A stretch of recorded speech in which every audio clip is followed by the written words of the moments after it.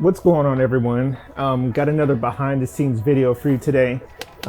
As I'm waiting for American Milsim's next Iron Horse, which is in June, in between projects, I like to take time and review what I've covered and what I've produced to help me be better in the future.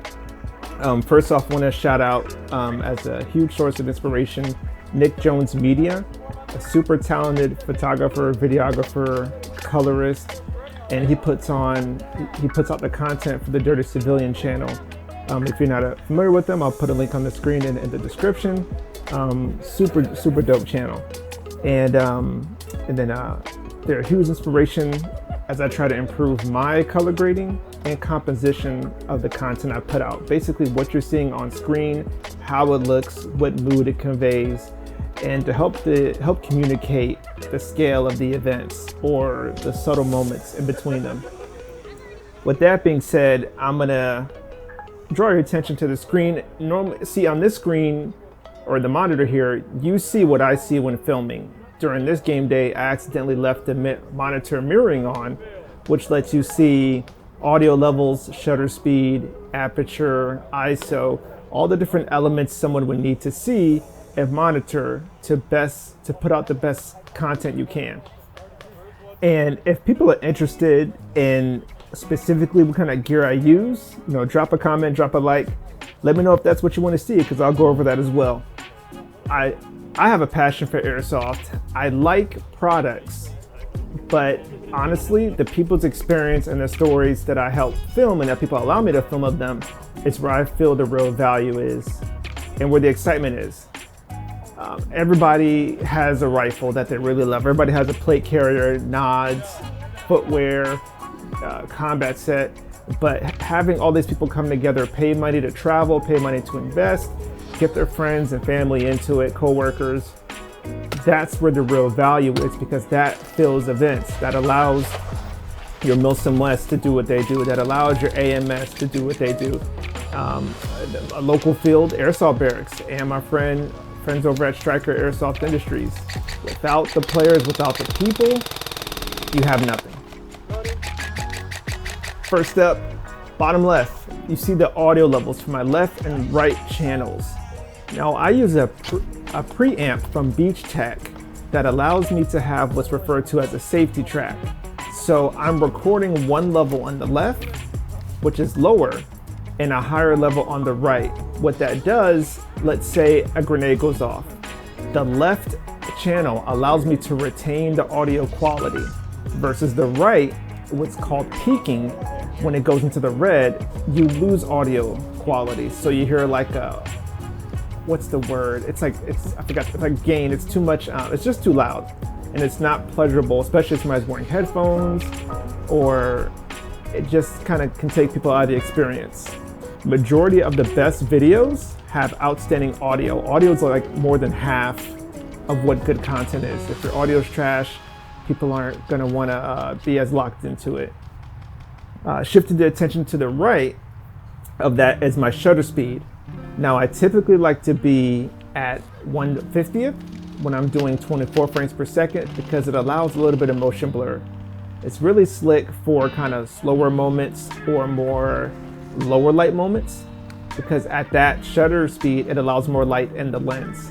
Now for the action sequences that are brighter, I'll kick it up to 1/125th. It reduces the shutter speed and adds a clearer image. I like the kind of grit you get when you remove the motion blur, but hey, that's just personal preference, that's just me. Now the f-stop, super big, super cool.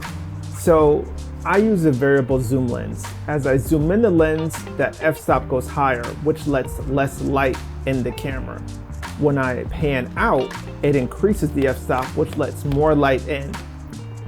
This can also add the bokeh effect at lower, aka more light coming in, where it blurs the background. It's a really cool effect. And so it helps direct the viewer's attention toward a certain subject during the scenes. So you may see that in some of my videos where I'll focus on certain points because I want you, the viewer, to look at that. So of course, if you're watching it, you'll see it change based on my focal length, how I'm zooming in. I love my lens. There are better ones, but hey, it does the job. I love it. And then let's go over to the ISO.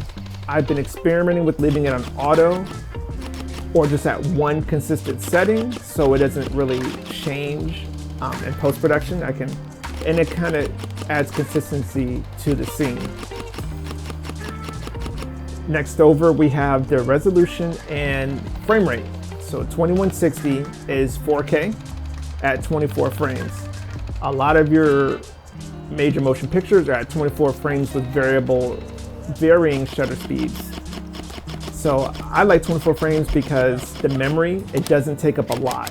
When you're doing 4K at 60, you're taking a lot of memory. And then keep in mind, I'm chasing people throughout AOs with all this gear, memory cards, batteries, sometimes even extra cameras and lens, because I don't want to miss something. If my camera gets damaged, I'd have to walk all the way to the fob or in some cases the parking lot.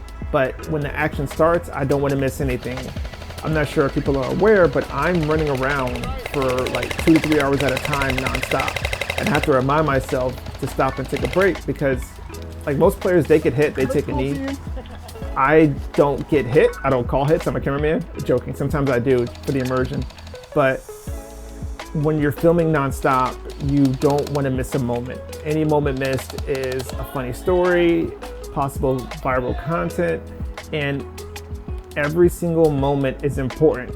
When you have hundreds of people skirmishing at a time, you have to really follow the flow of the game. So that's just a few of my thoughts. Sorry, one more thing. N-Log. At the top right of the screen, this thing, N-Log is amazing. So I use a Nikon Z6 II and Nikon Z8. Their technology for log footage is called N-Log. The main goal of N-Log is it preserves highlights and shadows in high contrast shots. Got that from Google, of Nikon's website. So for example, in the woods where the sun's coming in, you can have shadows from every single tree. So I've been experimenting lately, which comes from watching nickjonesmedia and using N-Log. Now it kind of brings your color to like a grayish flat level.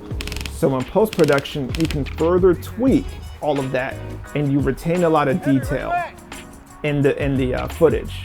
So let's say some of Milsim West, but a lot of my stuff after Milsim West has all been in N-Log because I've upgraded memory cards and you can see more. I can't stand when some videos it's just too dark, you're missing people's textures on their rifles, pieces of kit.